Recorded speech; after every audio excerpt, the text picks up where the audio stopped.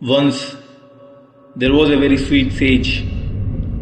He used to sit in the cave in the mountain. He was into very stringent austerity, like eating simple food, always focused on his meditation. One day, a king came, hunting in the forest.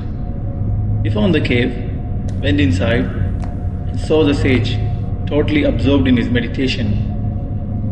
The king bowed down to him and wanted to drink some water. He looked around, where he found a real mean-looking vessel.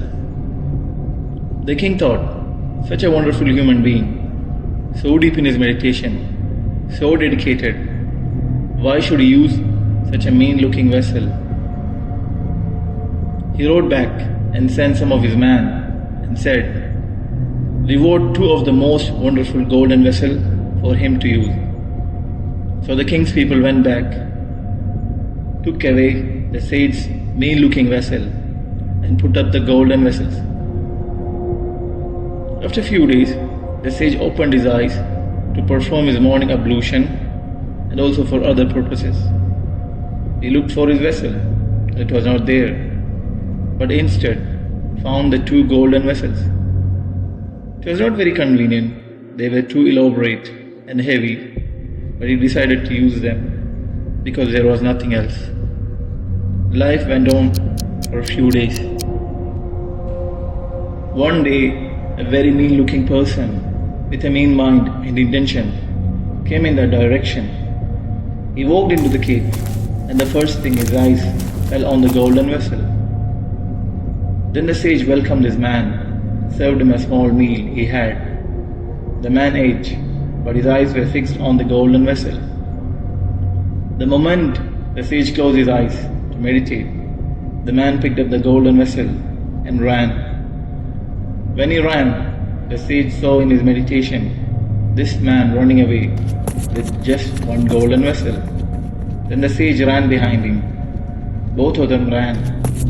The sage could run faster because of yoga. By the time the thief reached the town, the sage caught up with him. Then the man was too tired to do anything else. He placed the golden vessel at the sage's feet and said, "Forgive me." People gathered around them.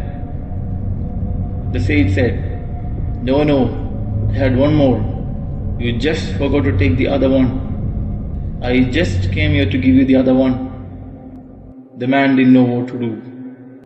The people who looked at the whole scene, it really humiliated the man, because he stole from such a man who is running behind him to give the other vessel. He missed out. The sage went back to the cave and searched for his old vessel. He searched everywhere, the whole cave.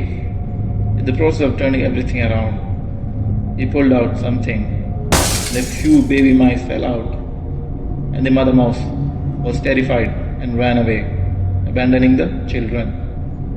So the sage ended up with 5 little mice, as the mother mice was terrified and never came back. So he started feeding these baby mice with a little grain that he had, and slowly they were putting on weight. One day, a cat walked in and mopped up 4 of them.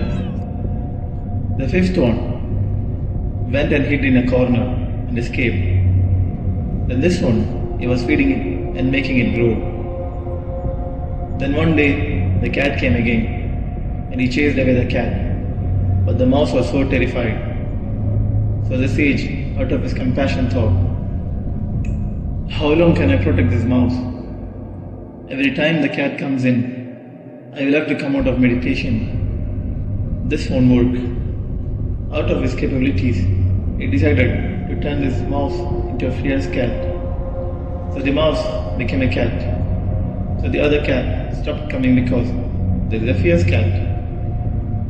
After some time, a white dog came looking for the cat. Then he chased away the wild dog.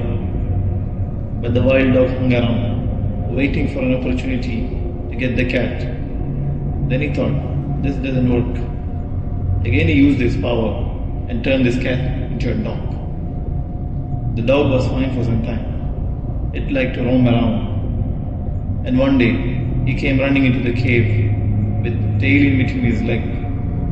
When the sage saw a panther was chasing the dog, he stopped the panther and chased away the panther. Then he sat there and thought, this is getting too troublesome. Every time I close my eyes, either I have to protect a mouse or a cat or a dog or something. So he decided the best thing is to turn the dog into a lion. He'll be the king of the jungle. Then I can let him loose in the forest. He'll be safe. I will have no problem. So he turned the dog into a lion. Now the lion roamed around the forest. When he walked, every other animal ran away, seeing the lion. But though this was the body of a lion, it still had the heart of a mouse. He was feeling very diffident. If they come to know that I am just a mouse, what will they do to me? He was always going through this struggle. So this lion was feeling very insecure. He is a lion as far as the world is concerned. Everybody is afraid of him, but within himself, he is a mouse. Then he thought, the only other person who knows that I am a mouse is the sage. If I finish him off, nobody will know that I am a mouse. I will be a real lion. With this intention, he walked into the cave. The sage was sitting and meditating. The lion slowly approached him. Because if the lion finishes off the sage, nobody in the world will know that he is a mouse. As he came closer, the sage realized, looked at the lion and said, this was not right of me to turn a mouse into a lion. And he turned back the lion into a mouse and said, get out of here, fend for your own life. It is nature for a cat to eat a mouse, for a dog to eat a cat, for a bigger animal to eat the dog. It's natural. Unless they evolve to that position, if you give them that position, they will only suffer and they will bring suffering upon everybody.